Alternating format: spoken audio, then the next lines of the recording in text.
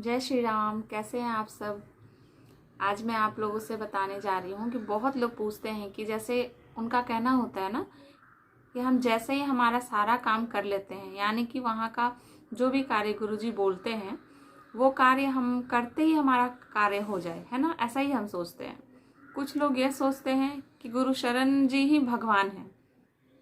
तो ये भी गलत बात है। हम उन्हें भगवान मानते हैं, इसलिए मानते हैं क्योंकि वो हमें सही राह दिखा रहे हैं। जिस तरह से हम डॉक्टर को भी भगवान मान बैठते हैं, है तो वो इंसान, लेकिन हम डॉक्टर को क्या मान लेते हैं? भगवान मान लेते हैं। क्यों मानते हैं? क्योंकि उनके द्वारा हमें जो फायदा मिलता है ना। कभी कभी ऐसा होता है कि हमें ऐसा लगता है कि हम अब बचेंगे नहीं, और डॉक्टर हमें बचा लेते हैं, तो हमारे लिए वो भगवान हो जाते हैं। तो ये हमारा सोच है, हमारा कर्म है। हम जैसा कर्म कर रहे हैं, जिसके बारे में जैसा सोच रहे हैं, उसके हिसाब से हम उनको एक नाम दे देते हैं।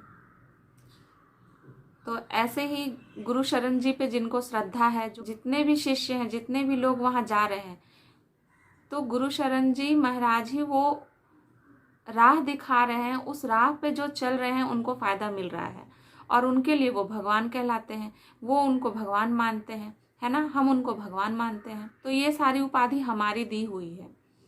स्वयं गुरु शरण जी महाराज ही बोलते हैं कि मैं कोई भगवान नहीं हूँ, है ना।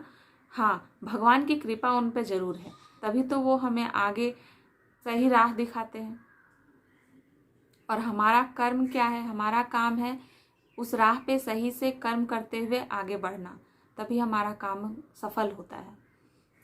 श्री पंडोखर सरकार स्वयं बालाजी महाराज के रूप में वहाँ पे, अब सभी लोगों को भगवान दर्शन तो नहीं देते, लेकिन कुछ लोग ऐसे होते हैं जिनकी निष्ठा श्रद्धा देखते हुए उनको कुछ ना कुछ ऐसा एहसास हो जाता है, दिख जाता है, और वो पूरी तरह से अपने आप को भगवान पे समर्पित कर बैठते हैं, है ना। तो वो उस पर भी हमारा कर्म ही निर्धारित करता है। तो कर्म बहुत जरूरी है। गुरु जी हमारा भूत भविष्य और वर्तमान तीनों बताते हैं। मतलब हमने क्या किया था पहले, क्या कर रहे हैं, क्या सोच रहे हैं, वो बता देते हैं, और हमारे साथ क्या आगे हो सकता है ये भी बताते हैं। लेकिन किसे देखकर बताते हैं? हमारे आज के कर्म को देखकर बताते हैं कि कितने समय में हमारा कार्य पूरा होगा। और उसे सुनने के बाद गुरुजी जैसे लिख देते हैं, बोल देते हैं, और उनको सुनने के बाद अगर हम अपना कर्म ही छोड़ दें तो क्या हमारा कार्य पूरा होगा? नहीं होगा। फिर आप दोबारा अगर गुरुजी के पास जाएंगे तो गुरुजी भी आपको यही बात बोलेंगे कि हमने बताया था उस समय के कर्म के हिसाब से, और आपने हमारी बातों को सुनकर अपना कर्म ही छोड़ दिया, तो उस पर फिर गुरुजी भी कुछ नहीं कर सकते। तो धाम पे आपको गुरुजी के साथ साथ ईश्वर पे ही विश्वास ज़्यादा रखना है। गुरुजी को तो भगवान ने चुना है ना, हम लोगों को राह दिखाने के लिए। इतना उनमें मतलब भगवान की कृपा है कि वो हमें आगे की राह दिखा रहे हैं। उन राह पे हमको चलना है। हमें सिर्फ यह सोचकर नहीं बैठ जाना है कि गुरुजी ने पर्ची बना दी, गुरुजी ने पर्ची में लिख दिया तो हमारा कार्य अब हो जाएगा। ऐसा नहीं होता है। तो गुरुजी पर्ची में जो भी लिखते हैं, आपको जो भी कर्म करने को कहते हैं, वो कर्म आप पहले करो, और जब आपका सही समय आ जाएगा तो वो कार्य निश्चित ही पूरा हो जाता है।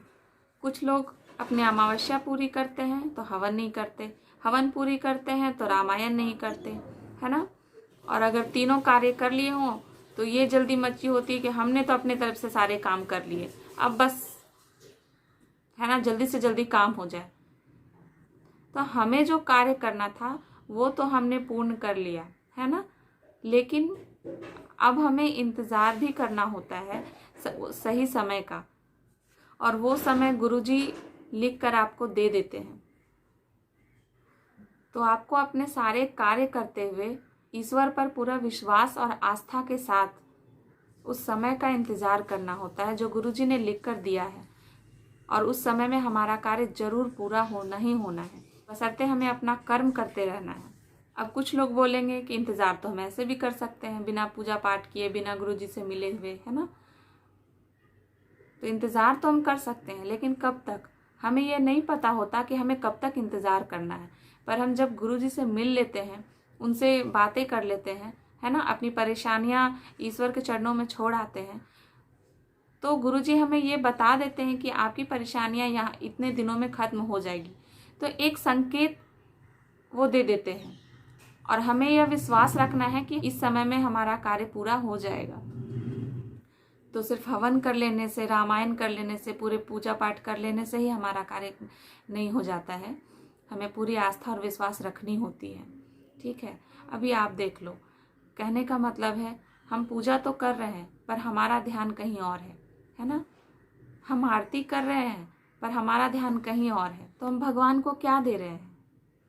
भगवान तो सिर्फ भाव के भूखे हैं और उसी भाव को हमें वहाँ पे समर्पित करना है ना। चाहे हम घर पे समर्पित क्यों ना करें, हम घर पे भी अगर उतनी निष्ठा और आस्था से करेंगे तो हमारा कार्य जरूर पूरा होता है। लेकिन हमें एक सपोर्ट की ज़रूरत होती है।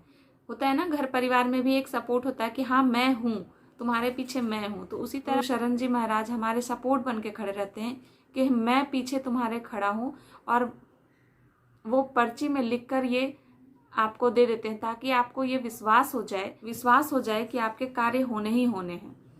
बस आप कर्म करते रहो। तो हम भगवान को भी पूछते हैं सिर्फ अपने ही लाभ के लिए, है ना। जब हमें परेशानी होती है तभी हम भगवान भगवान करके उनके पास दौड़ते हैं। तो ये नहीं होनी चाहिए। तो ईश्वर की पूजा जरूर करें, लेकिन पूरे भाव के साथ करें, इधर उधर ध्यान भटकाते हुए ना करें, है ना। जो भी पूजा अर्चना संकल्प करते हैं वो भाव के साथ करें और उसे पूरा करें।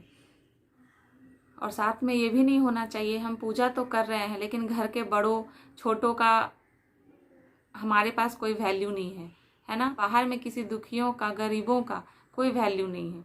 ऐसा नहीं होना चाहिए। हमारे पास जितना भी है, जो भी है, उससे ही हमें दूसरों की सेवा जरूर करनी चाहिए और यही हमारा कर्म भी होना चाहिए।